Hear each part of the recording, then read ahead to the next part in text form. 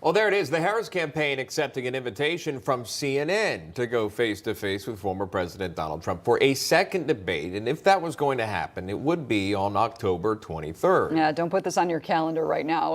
As is Saturday's rally, Trump saying it is too late for another debate, noting early voting has already started. Robin Biro is a Democratic strategist, and Terry Schilling is the president of American Principles Project. Welcome to the show. Good morning. Robin, I want to start with you on this one. Do you think that former President Trump is making the right decision to avoid another debate with Vice President Harris? Strategically, I believe so. I don't think that he stands much to gain from that.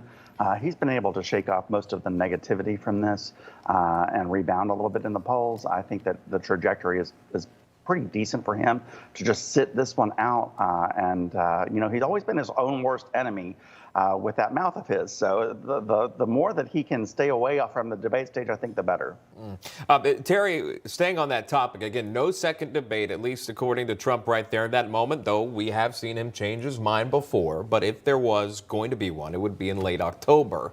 But what are your thoughts on that? And even keeping in mind of what President Trump said, that he did indeed agree to go on a different network and debate Kamala Harris, and that is not something that she accepted in that moment. Your thoughts, Terry?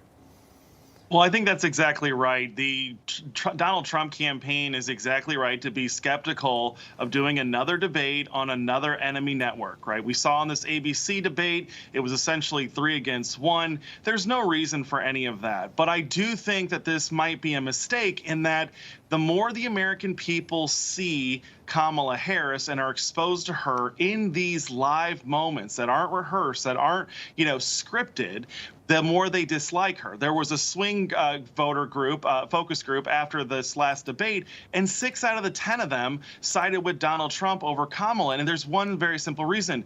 Donald Trump met the expectations and didn't surprise anyone, but Kamala's lack of any details and policy proposals, her vapidness, that's shocking a lot of people. So I think the more that Donald Trump can get her out there in front of the American people, the better.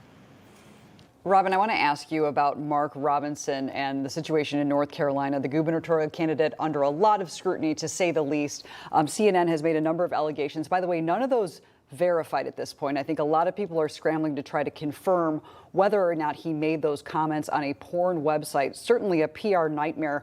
The former president is very effective at distancing himself from people that he once spoke very highly of. Is this going to be another case of that? I think so. We saw that somewhat with Carrie Lake. She's been down in the polls for quite some time now, and he's been effectively distancing himself from her. And we saw that just this past weekend when he basically disinvited Mr. Robinson, Lieutenant Governor Robinson, from attending the rally. And I think that was the right move to make. The comments were still up on the porn website up until this weekend. Now they're down, so now there really is no way to prove whether or not he actually said that, because you can't back engineer the digital footprint of those right now at this point. There's no way to, they're gone.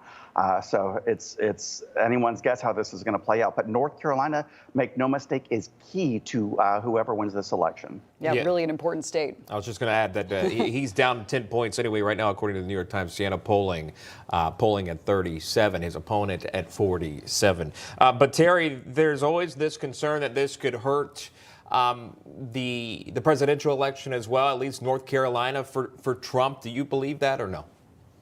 No, I don't. And the reason is very simple. In 2016, Pat McCrory lost North Carolina by 10,000 votes after having, I think it was $47 million spent against him. It was almost 2-1 there. And Donald Trump still won that state handily by 130,000 votes. But I do just want to point out the hypocrisy of Democrats attacking on these allegations.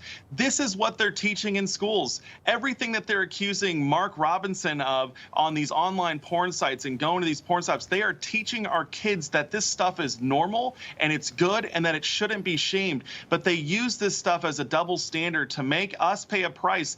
These are the policies that these guys are pushing in our public schools, and it's disgusting.